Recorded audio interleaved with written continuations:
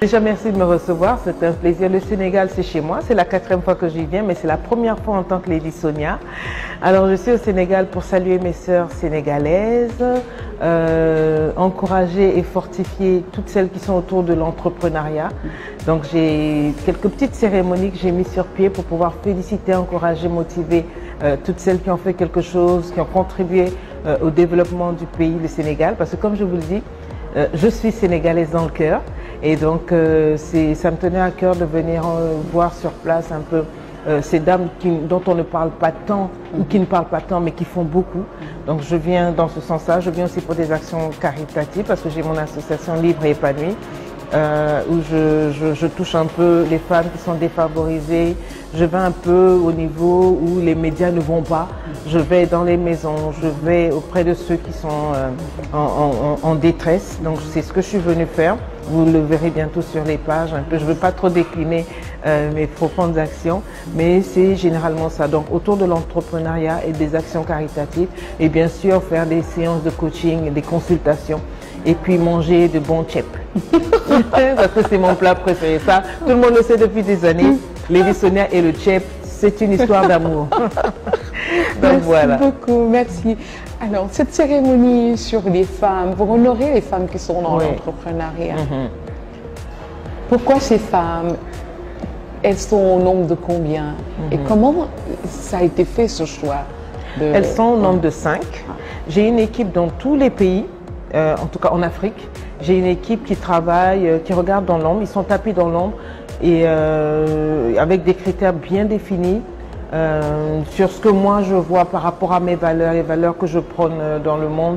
Donc on fait des recherches, on regarde sur 6 mois, on regarde sur 1 an, on regarde sur 2 ans, sur 3 ans même, ces femmes qui se sont dépassées, qui se sont oubliées et qui sont allées vers une circonstance difficile de la société et qui ont fait quelque chose, qui ne sont pas restés là dans le statu quo, dans des complaintes à dire on attend du gouvernement, on attend de l'État, on attend de ceci, cela, mais des femmes qui ont fait quelque chose.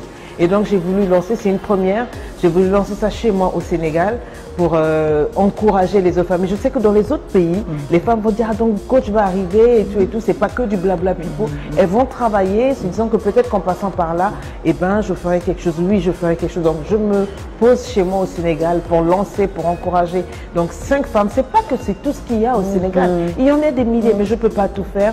J'ai voulu aller, vous serez surpris, vous verrez, quelques femmes triées, mais profondément sur le volet qu'on voudrait honorer, encourager tout simplement. Merci pour elle. Oui.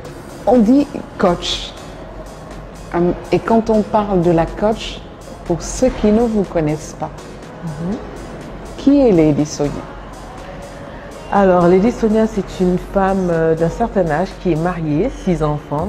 Une femme qui aujourd'hui est amoureuse de la vie, mais qui ne l'était pas pendant près d'une, on va dire, d'une trentaine d'années, bien que mariée, bien que socialement assise, bien que bénie par des enfants, bien qu'aimée par des parents, mais qui ne se retrouvait pas, qui n'avait aucune identité d'elle-même, qui savait aimer les autres, qui savait appliquer la religion sans appliquer l'amour de soi, la connaissance de soi. Je ne me connaissais pas. Et donc, cette méconnaissance m'a fait aller de galère en galère, de blessure intérieure en blessure intérieure, au point où j'ai fait des hémorragies sur mon foyer. Quand je dis hémorragie, c'est-à-dire j'ai blessé mon couple, j'ai blessé mes enfants, j'ai blessé ma réputation, je me suis blessée en tant que femme. Et au bout de 40 ans de vie et de confusion, de tunnels à n'en pas sortir, de dépression, d'envie suicidaire, de confusion, j'ai eu un rebouncing, j'ai pu rebondir sur moi-même et appliquer autre chose que de passer simplement par la religion à prier. J'ai appliqué le développement personnel comme choix et ce qui m'a permis de me retrouver, des stratégies de vie que j'ai appliquées, qui m'ont permis de me retrouver, de me renouveler émotionnellement, spirituellement, physiquement, mentalement. Pour la première fois de ma vie à 40 ans, j'ai pu enfin dire je veux ça, je sais que ça, c'est-à-dire avoir une opinion sans avoir peur, sans trembler devant qui que ce soit. Et je suis la femme la plus heureuse aujourd'hui. Quand je parle et qu'on me demande qui est Lady Sonia, c'est une femme libre, épanouie, influente, tout simplement. Une femme qui a osé. une femme libre, épanouie, influente, me ramène à vous poser cette question de comment est venu le déclic de dire il faut que je coache ces femmes, il faut que j'aide ces femmes qui sont par terre, presque à même le sol, à se relever, à croire en elles. Alors, un déclic, non. Elles m'ont suivi, elles m'ont surprise. Je ne suis pas lancée dans le coaching. En fait, c'est le coaching qui est venu à moi. Les gens veulent devenir coach. Moi, je ne savais même pas que ce que je faisais, c'était du coaching. Tout ce que je faisais, c'était de me soigner, de me guérir et de partager. Et les femmes ont dit non, cette dame, elle a quelque chose de différent. Ce n'est pas du coaching. Alors moi, pendant que j'étais en train de me dire, hey, voilà d'où je viens. J'ai souffert, j'ai vécu ça. Mais this is where I am. Et les femmes ont dit, ben, voilà ce que je vis, voilà.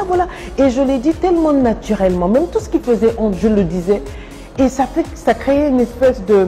Ça fédérait les choses autour de moi. Et à la fin, les gens, les entreprises, les grandes plateformes ont dit, ce que tu fais, c'est du coaching.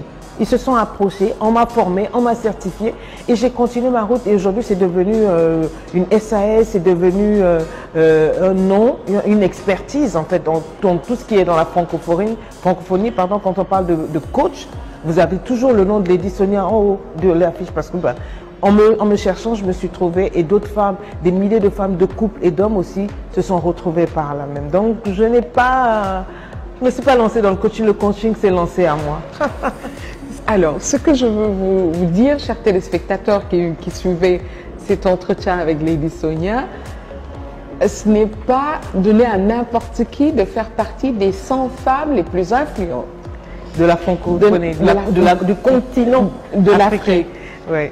Et alors, quand on parle de vous, vous nous parliez aujourd'hui du fait que vous soyez une femme libre, épanouie, influente. Comment vous arrivez à faire en sorte que d'autres femmes se retrouvent dans cette situation dans laquelle vous êtes aujourd'hui? Libre, épanouie, influente. En étant tout simplement authentique. En étant moi-même, j'ai permis aux femmes à s'aimer elles-mêmes.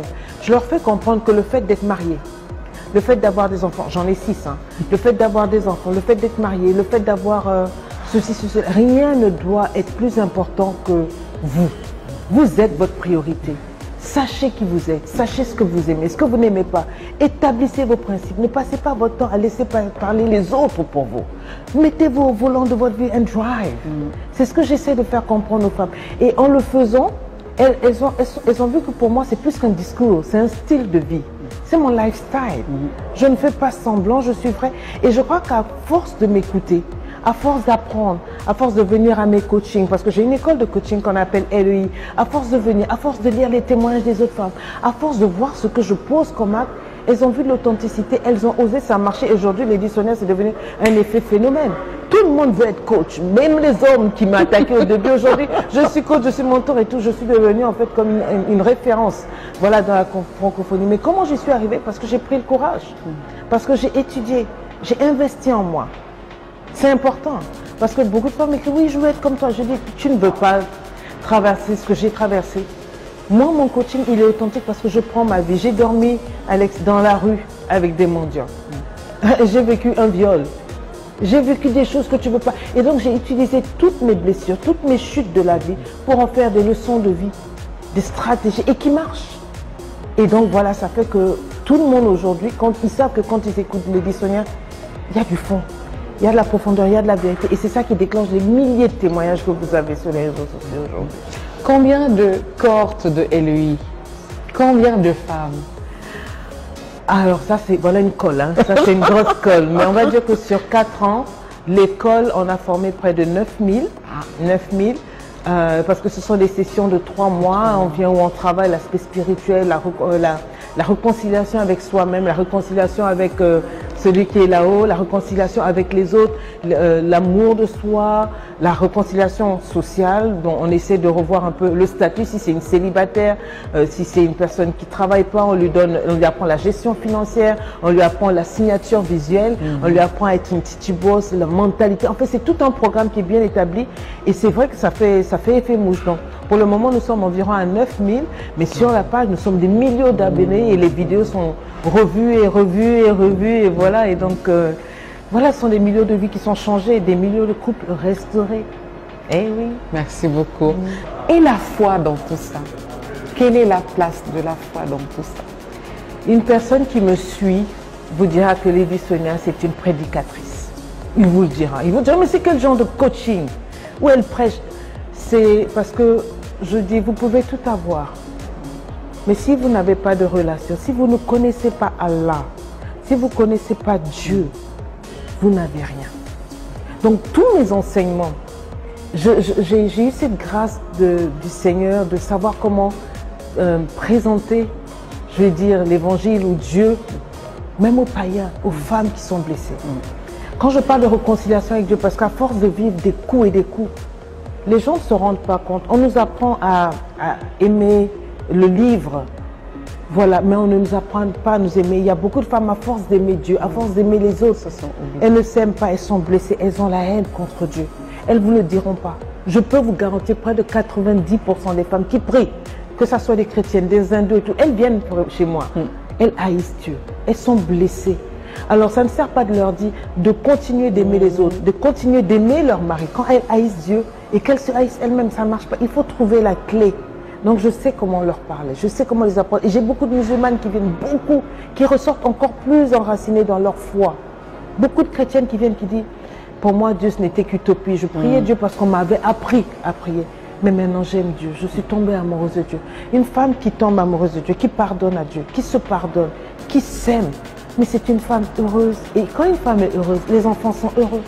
Quand une femme est heureuse, elle prend encore mieux soin du foyer. Qu'est-ce que vous en pensez? Voilà. Donc, c'est une stratégie qui est risquée, qui est mal comprise. Je le reconnais. Mais il y a des choses, vous savez, que vous ne pouvez pas expliquer avec les mots. C'est juste la conviction que j'ai qu'il faut procéder ainsi, les emmener à Dieu. Et ensuite, une fois qu'elles sont guéries spirituellement, émotionnellement et ensuite financièrement, professionnellement, etc. etc. C'est ma stratégie. Merci beaucoup. Merci à vous. Nous allons parler du Sénégal parce que nous vous voyons sur les réseaux et quand il s'agit du Sénégal, vous ne manquez pas de diffuser un message de solidarité. Oui. Ça m'amène à parler de ce que vous avez vu, qui est parti d'une histoire privée, qui s'est retrouvée dans l'espace public et qui a créé les émeutes que nous avons connues au Sénégal. Si j'avais un commentaire à vous demander, quel est ce commentaire et pourquoi avoir dit qu'il était nécessaire de diffuser un message de paix pour soutenir le peuple sénégalais dans ces périodes difficiles? J'ai un peu la chair de poule, je ne sais pas si vous voyez par rapport à... Le Sénégal, c'est un pays qui m'est cher. Je suis venue pour la première fois au Sénégal, j'avais 7 ans. Je suis revenue quand j'avais 14 ans. Je suis revenue quand j'avais 40 ans. Et là, c'est la 4e fois que je reviens. J'ai grandi en Côte d'Ivoire. Tous nos voisins étaient des Sénégalais. Fête de Tabaski, je mangeais avec les Sénégalais. J'ai grandi, mes amis, voilà. Pour moi, quand j'entends le Wolof, je ne le parle peut-être pas. J'ai l'impression de capter quelques bribes. Pour moi, c'est chez moi. Je n'exagère pas quand je dis que je suis chez moi.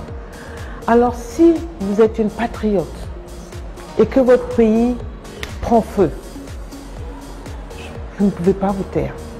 Beaucoup de gens se sont fâchés en ce moment parce qu'il y a pas mal de pays qui sont en agitation et je n'ai pas réagi. On m'a écrit, nous sommes frustrés. Cela veut dire que tu as des partis pris et tout et tout. J'ai dit, vous direz ce que vous direz, mais je suis une femme de conviction. Je fais les choses selon mon cœur. Je ne peux pas voir le Sénégal brûler et me taire. Parce que j'aime le Sénégal. Il était important pour moi que je parle à mon peuple. Je n'ai pas fait de vidéo d'habitude parce que je ne voulais pas me tromper. Mais je savais qu'en disant à mes sœurs sénégalaises que je suis là, et je sais que quand je poste sur ma page, ce sont des millions de personnes qui suivent. Tout le monde s'est levé derrière les Sénégalaises. Nous sommes avec vous. J'ai dit, envoyez de l'amour, envoyez des cœurs. Et j'ai vu des Sénégalaises qui, en larmes, ont fait des audios pour dire, tu n'imagines pas, pour la première fois, pour nous voir notre pays comme ça, on a eu du sang, la terre a bu le sang, etc. Mais te voir, toi, te lever pour nous, c'est un réconfort. Et j'ai fait 2 posts au lieu d'un. Je ne fais jamais ça. Le deuxième disait, donnez-moi de vos nouvelles. Parce que je voulais savoir comment allait mon peuple. Et je voudrais dire à ce peuple-là, vous êtes respectés dans le monde. Le Sénégal, c'est un peuple béni. Vous avez un peuple béni, un pays de rêve. Tout le monde rêve de la stabilité. Nous sommes avec vous. Nous prions que Dieu garde ce pays-là. Que vous restiez en paix. Sans la paix, on ne peut pas avancer. Sans le dialogue, on ne peut pas avancer. Les choses privées doivent rester dans le privé.